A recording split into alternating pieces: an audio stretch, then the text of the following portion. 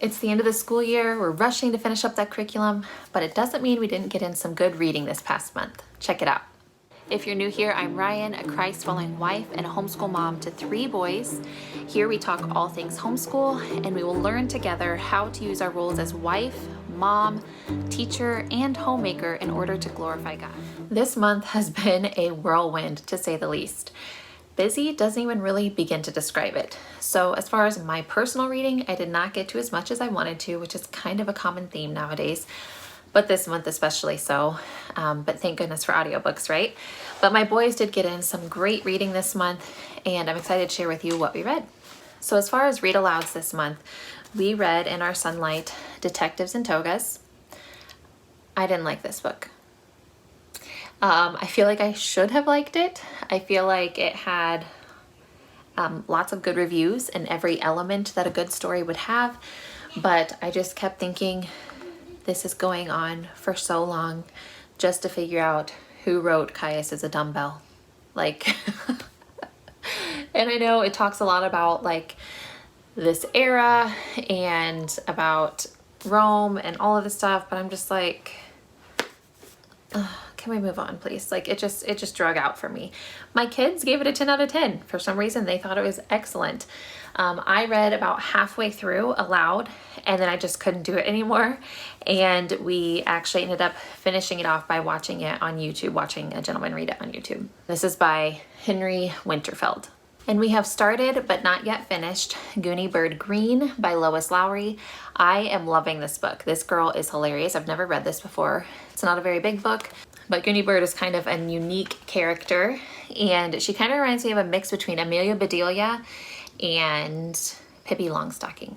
Like she just kind of has that wild, free spirit. She's not super literal like Amelia Bedelia, but she makes a lot of those same play on words, so it kind of gives me that Amelia Bedelia vibe, but it's really cute so far. And then my boys have done a lot of audiobooks. So they listen to audiobooks before bed. We listen to them in the car, and they listen to A Boy Called Bat by Elena K. Arnold. They both gave this 5 stars. They said it was very interesting. It's about a boy who has autism and whose mom is a vet, I believe.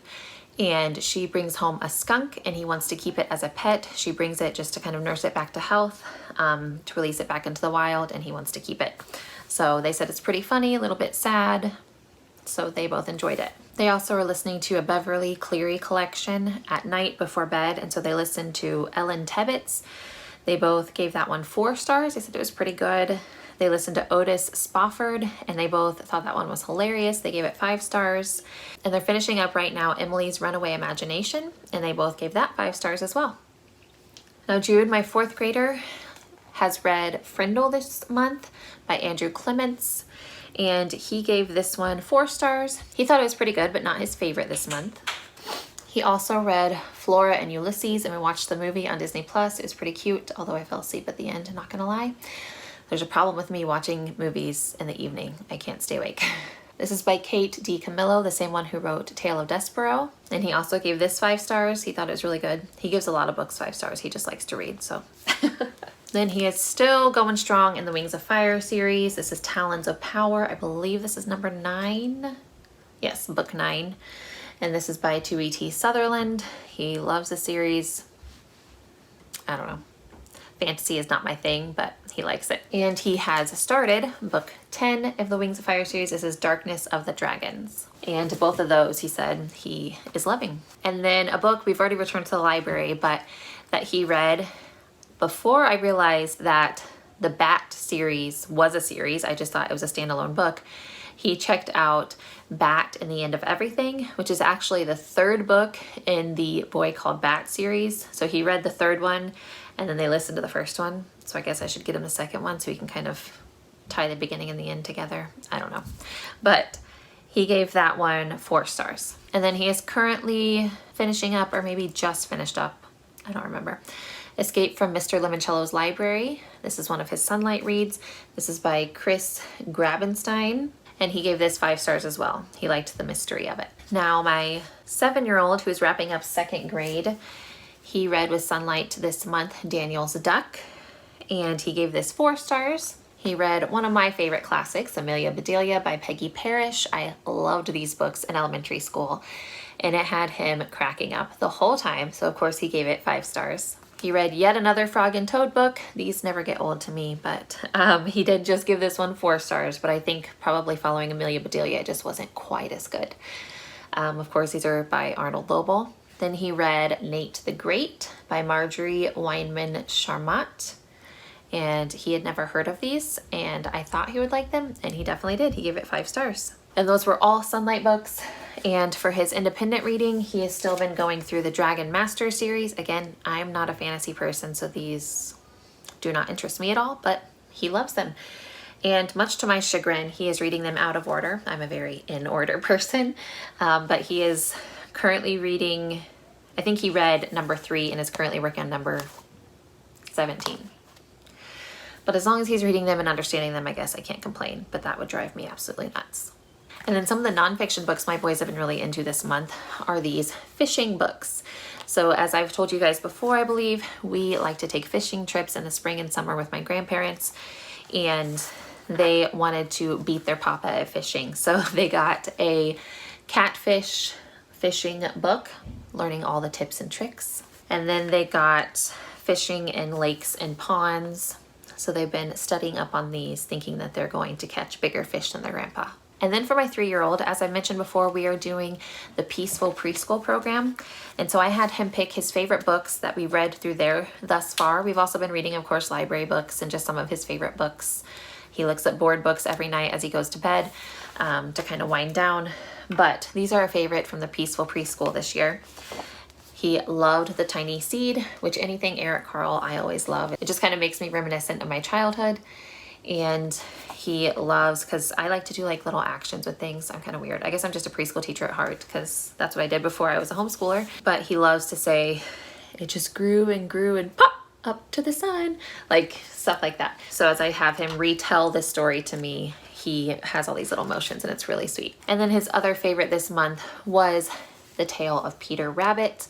We have 2 editions of these, and I've actually read from both of them. We have a set of 4 Beatrix Potter books, and they're big, tall books with really pretty paintings inside. That set was my husband's when he was a kid, and then this one was actually mine when I was a child, and it is a pop-up version. And so everyone loves a good pop-up, right? And it is surprisingly still intact, and like the things still work.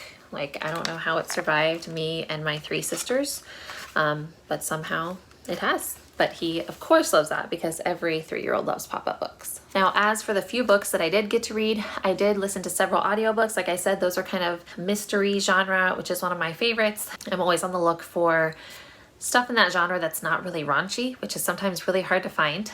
So I listened to a few of those, and I won't really share those on here because I haven't really met anyone else who's very interested in that. But one I am finishing up right now is Home Before Dark, which is the new Riley Sager book.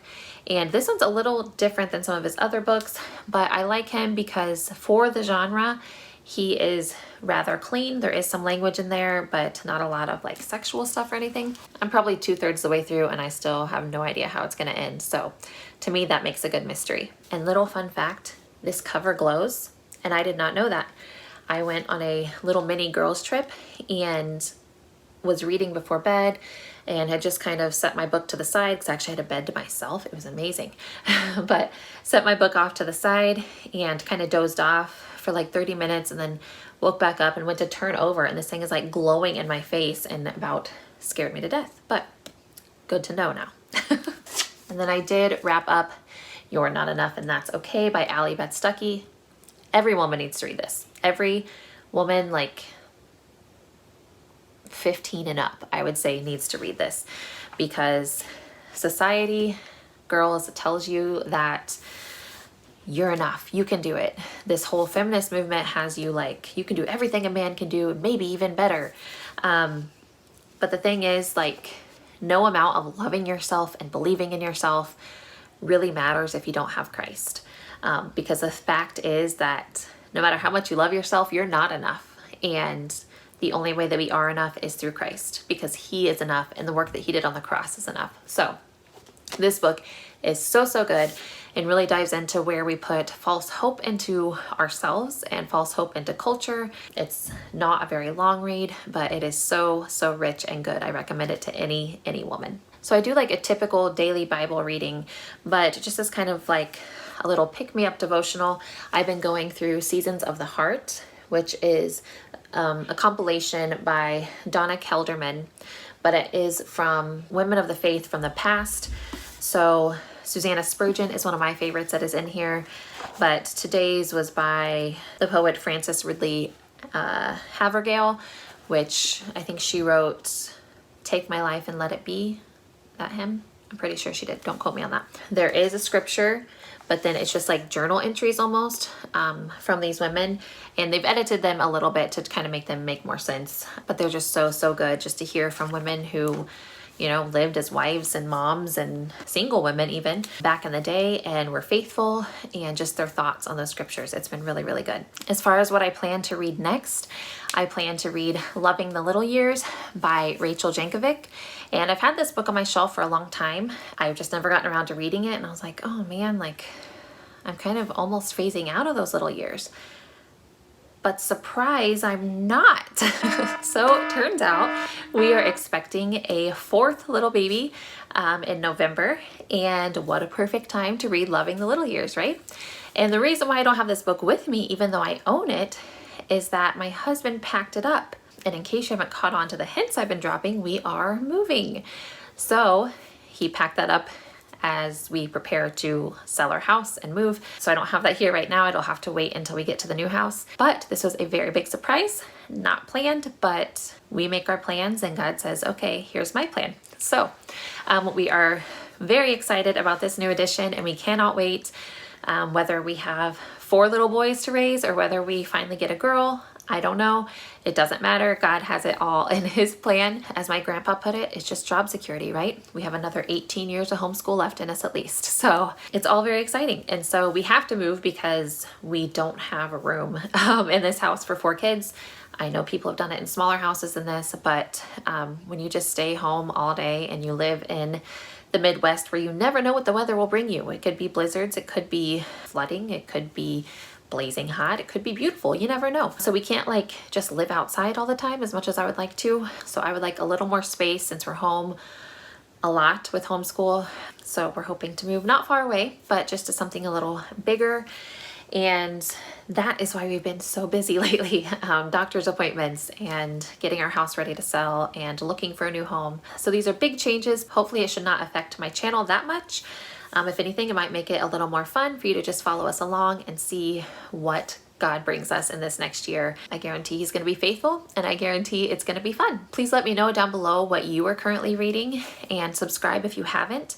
Be on the lookout. Friday, I believe, I have a video coming out with Rachel from 7 and All, where we will be talking all about sunlight. Thank you so much for watching, and I'll talk to you next time. Bye.